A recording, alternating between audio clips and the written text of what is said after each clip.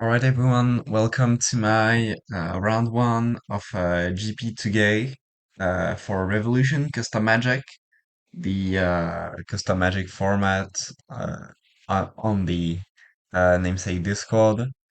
Um, it's a standard like format where sets rotate, etc.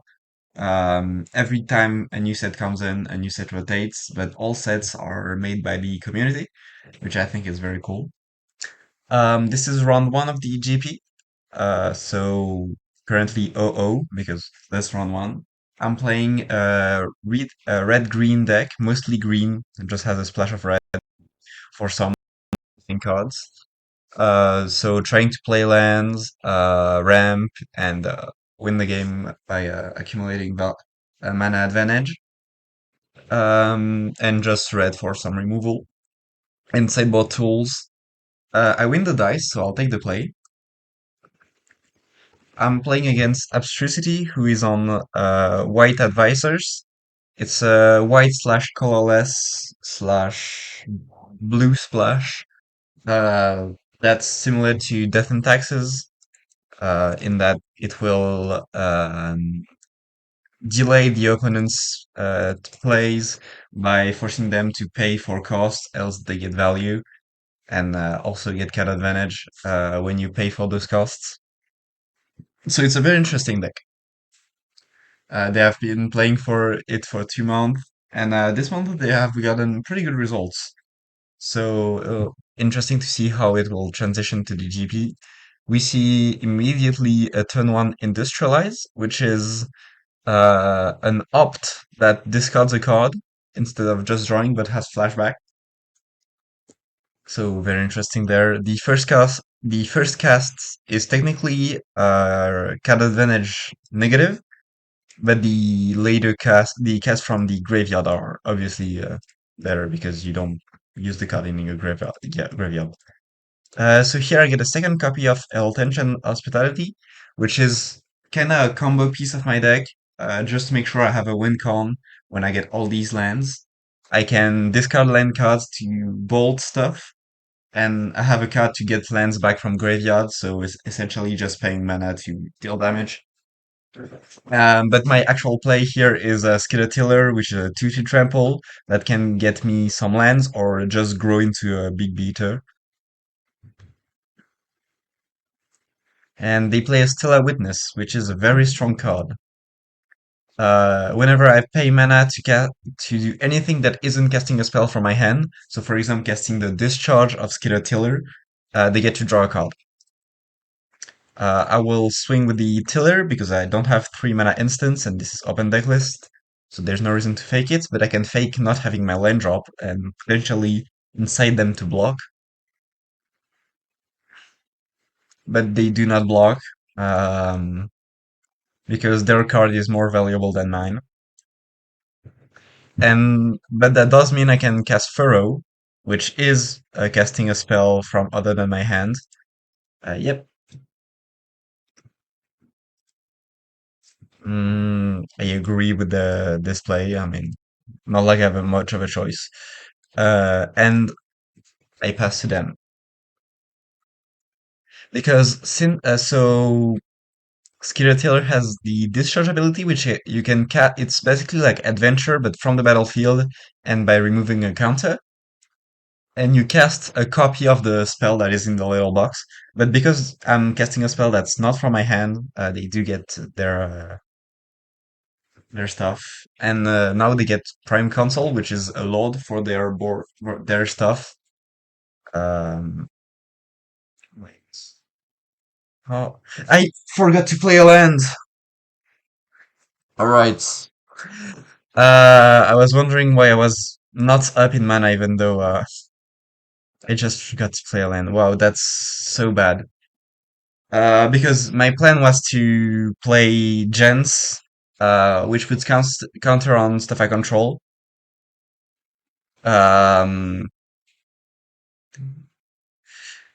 okay, I think I'll have to steer it then. Um, so the idea was to play Gens before the land drop. That way, I also get the landfall because it's on enter or on landfall. but I'll just have to deal with a 4/4 gent instead of a 5/5 or a counter on the tiller. At least it's a 4/4, so unless they have another prime console, they cannot swing with it because my blocker is bigger than theirs. And next turn I can fetch the new divide for my third mountain to start bolting their stuff with attention hospitality.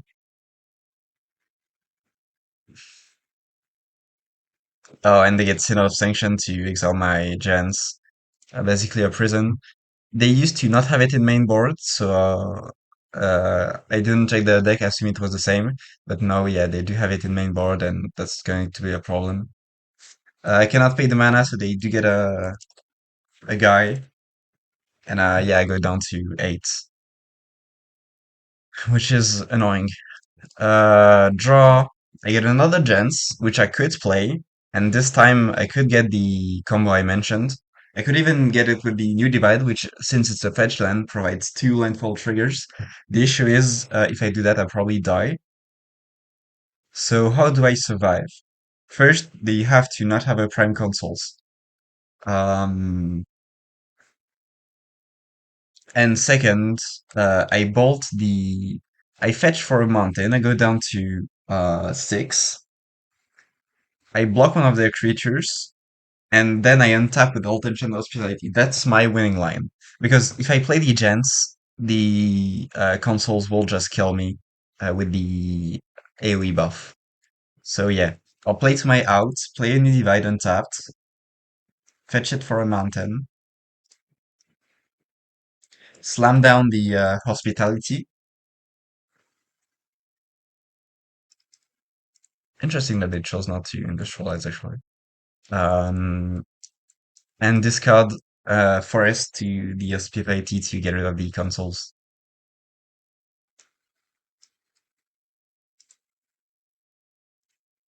And obviously I cannot swing because if I swing and I do not block, I lose the game. You know, makes sense. At least I hope. They pay 2. Heroes never die. Yep, that's game.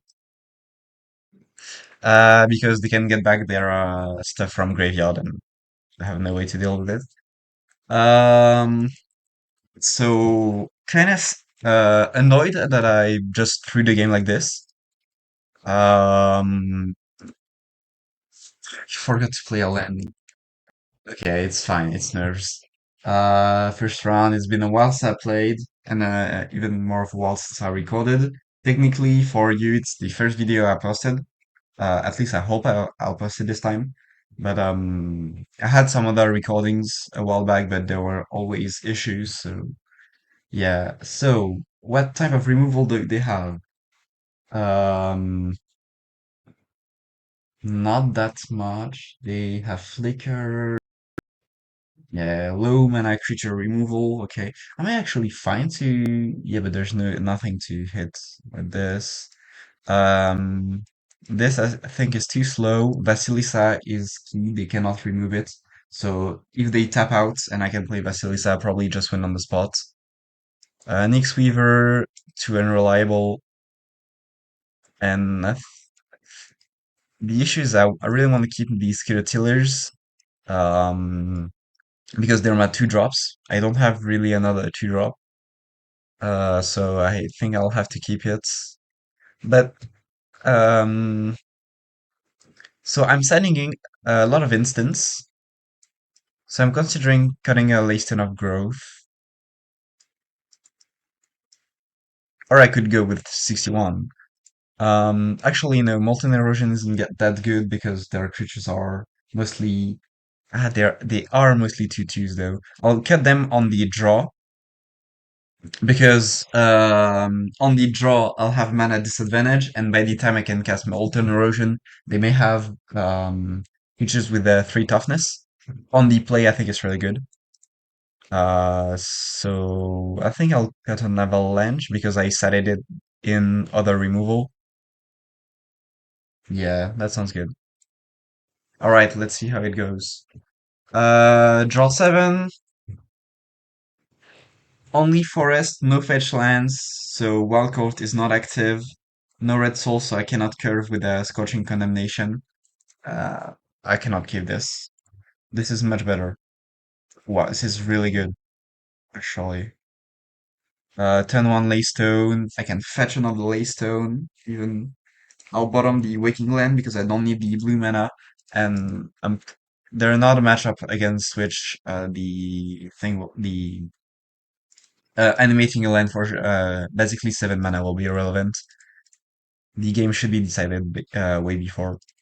So play List of Growth because it's the first turn of the game. I get to fetch for any land. I'll grab a mountain so that I can cast Brace and then end tap a basic land, which not that relevant because I'm not uh on turn one at least because I don't have anything to do with the mana. Um, except like I could cycle a List of Growth if I wanted to, but there's no real reason. And yeah, they just play Industrialize perfectly fine.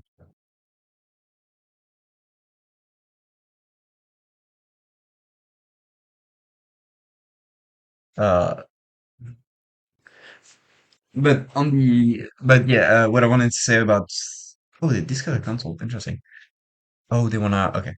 Uh, on next turn, that means I can do Skitter Tiller and still hold up mana for Brace, which is very cool. So I will do that. And pass the turn to them and then tap my basic lands. I believe what they wanted to do by discarding the Prime Consoles, which is the best, probably the best card of their deck, like the main piece, is to get it back with a Heroes Never Die, which gets a creature back from their graveyard. So I will have to play around that. Okay, I get another Brace. Interesting. Let's see. How can I do this? Because Leiston of Growth untaps two basic lands, I'm guaranteed to have mana for Brace whatever I do. So I will attack with the Skitter Tiller just to see what happens. They take the two. I get a counter. This time I don't forget to play a land. Would be silly to lose the game back to back on that. Remove the counter to cast the discharge, getting forest. The okay. Discarding a Laystone to cycle, which activates the Laystone effect again. Uh,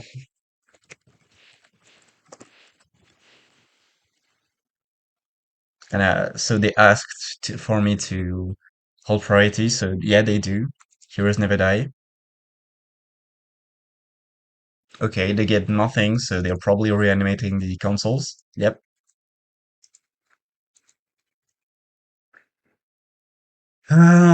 So at end step, I get my Laystone trigger, which means I can fetch for forest, and I can also braze the consoles. A cool synergy with a card that I set it in and brace is that brace creates a food token for the opponent, but I set it in Scorching Condemnation, which I will show real quick. The original printing, which prevents player from gaining life. So I make them a food token, but they cannot gain life, so they cannot really sacrifice a food token. Just full synergy, but it's really just because Braze is an amazing card. There's no like it didn't need that to work. Okay, they discard Synod of Sanctions and play another New Divide with the other Industrialize. Another Heroes Never Die. Do it you want.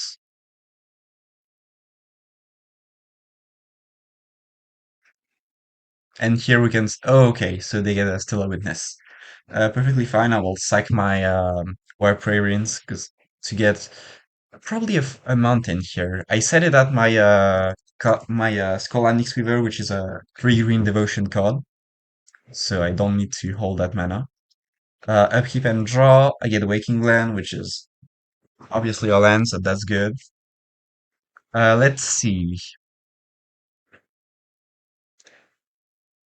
I could ramp a lot with the Skidotilly here, but that does mean allowing them to draw a card.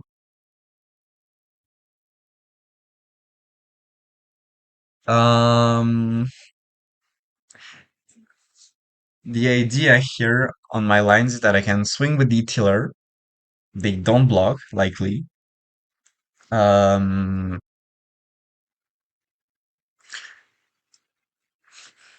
but that's a bit slow of a play.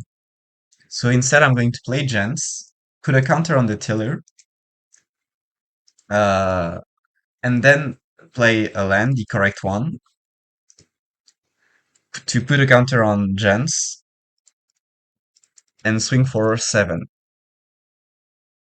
Yep, they do not block, and I get another counter on the Tiller, which I will be able to use for mana, for to get more lands, I mean. Or I could just keep it on board, right? And then step I will again untap two lands, which allows me to hold mana for Braze.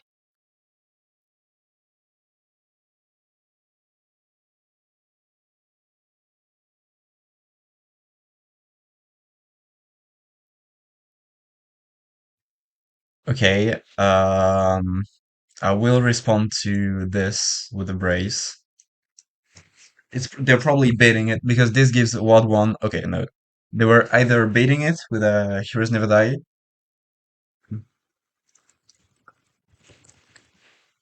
um, or just not having it, but even then, I still had another Brace, so that's fine to kill whatever they repop. But yeah, they did not have it, so that's that. This has a Brace and Vasilisa. It has a decent amount of lands. I can join 2 cards. So I think I'm fine.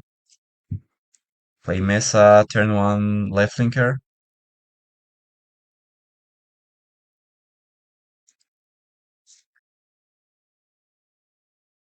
Okay, never mind. I just play a land tapped and pass.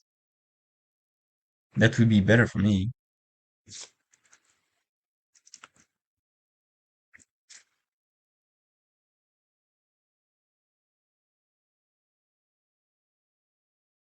I'm not sure what their... No? Wait, what happened? Oh! I... Uh, okay.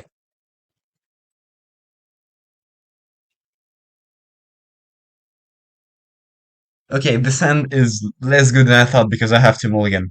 Um, I would love to mull a Vasilisa, but they have counter spell.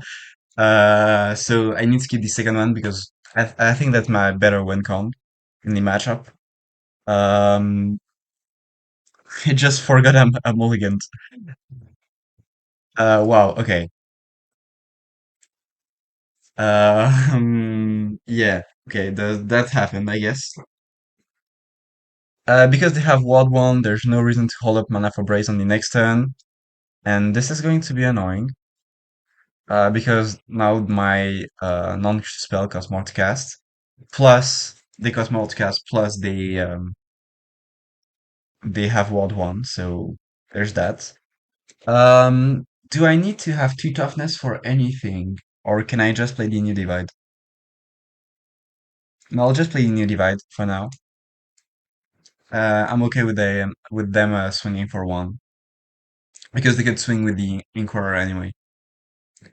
Okay, what do they cast? Consoles, which is a bit annoying, but I'm glad I kept the Brace. So I lose 5, go down to 14,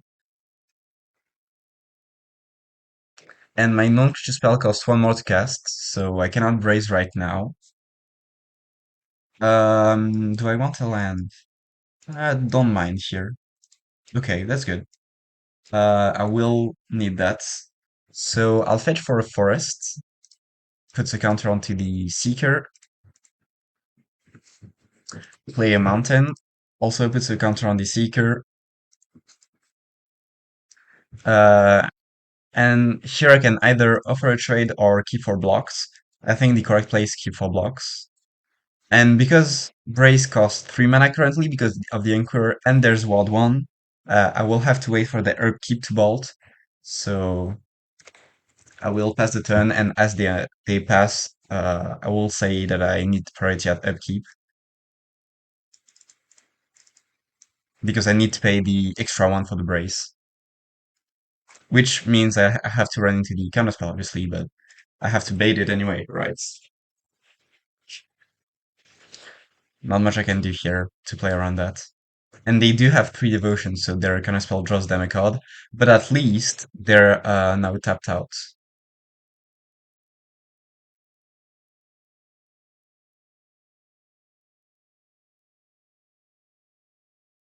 Do they full swing?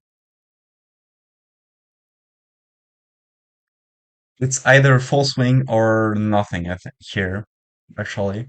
Okay, so they do full swing and they get a 3/3. Um, Here I want to greed and not block the consoles, but that would mean taking 9 damage. Next turn I play Gens.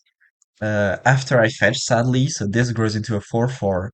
This grows into 4/4 as well. Yeah, likely. Um, and I have to block uh 4/3/3s. So I will die if I do that. So I have to block the consoles now. Taking it only. I mean, only like it's not much, but their boards get debuffed, and yeah, they get the annoying effects. Yeah, so they gain life, pay life for the glacier, and yeah, because they have these lands are kind of duals, but for colorless, except that they work on every colorless source, so every of their color source is technically a dual. And I'm exactly dead. Yeah.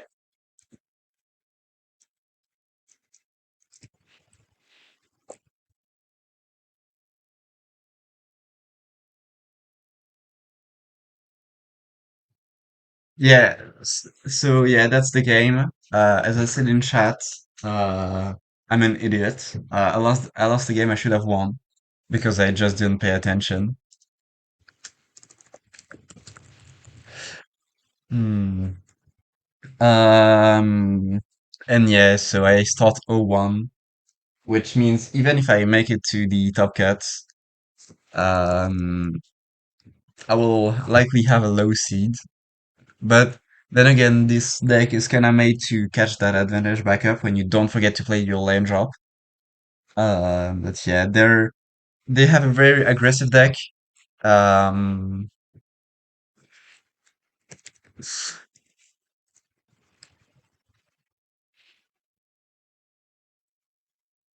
um, and I could not match them because there's not that many one drops, etc. I think in terms of a decision that I made, the Scorching Condemnation should not have went in. I don't win through damage, so I don't need the life here. The preventing life gain. I mean, it's good denial, but there's no. It's fine if I don't. Which means I could have kept the Nick Fever, which is a very good blocker and grows the entire board. Something like this maybe kept the Avalanche in. I'm still convinced that sideboarding out the unlikely piece and hospitality is correct because they have way too many ways to deal with it. In general, I'm thinking I'll probably sideboard them often, but it can scam some game ones against people who are not ready for it, I guess. But it's really good, so it depends. Here, I think um having to play around 4 FRI judgments post board, 4 gentle grasp, and um just in general a lot of aggression. It's too slow for the deck, so I was correct to side it out. Not these stay in. But yeah. Anyway, that's it for me. Um, thanks for watching, and I'll see you in round two, I guess.